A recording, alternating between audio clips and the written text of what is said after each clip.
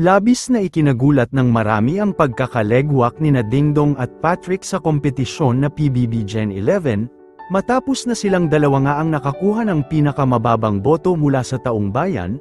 Marami ang nagtaka at nabigla dahil hindi sila makapaniwala na ganito lamang ang nakuhang boto ng Dongpat. Ano nga ba ang totoong dahilan at nangyari, bakit ganito ang kinahinatnan ng kanilang journey sa loob ng Big Brother house? Narito ang sa palagay namin at isa sa mga nakikita naming dahilan. Matatandaan na ito ang ikatlong pagkakataon na mapabilang sina Dongpat sa mga nominado, at kung inyong matatandaan din ay sila ang laging nangunguna at may pinakamataas na boto. Noong second eviction ay nakakuha sila ng 42% ng final votes, at noong third eviction naman ay nakakuha sila ng 26% of votes. Kung ating kukuwentahin ay hindi biro ang ibinagsak na boto ng kanilang mga taga-suporta dahil sa ika-4 na eviction ay wala pang nakaka-break ng kanilang boto. Ang boto nila noong nakakuha sila ng 42% noong second eviction ay halos boto na ng tatlong housemates nitong fourth eviction.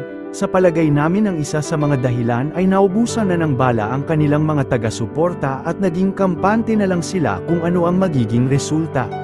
Kaya naman nakakuha si Rain ng mataas na boto ay ito pa lamang ang unang pagkakataon na mapabilang siya sa nominasyon. Hindi naman natin may kukumpara ang Dongpat sa nakaraang season na mga celebrity dahil may kanya-kanya silang mga sponsorship.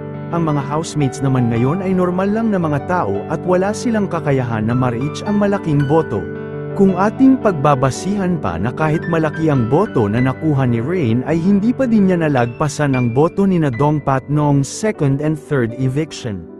Kaya naman sa nangyaring ito ay may iba't ibang reaksyon ang mga viewers ng PBB. Narito ang ilan sa mga komento ng ating mga netizen.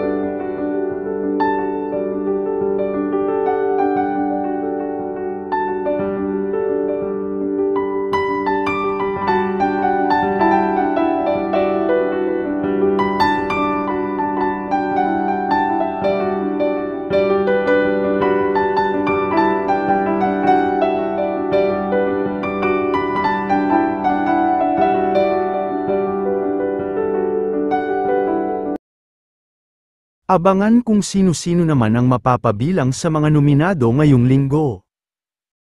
1, 2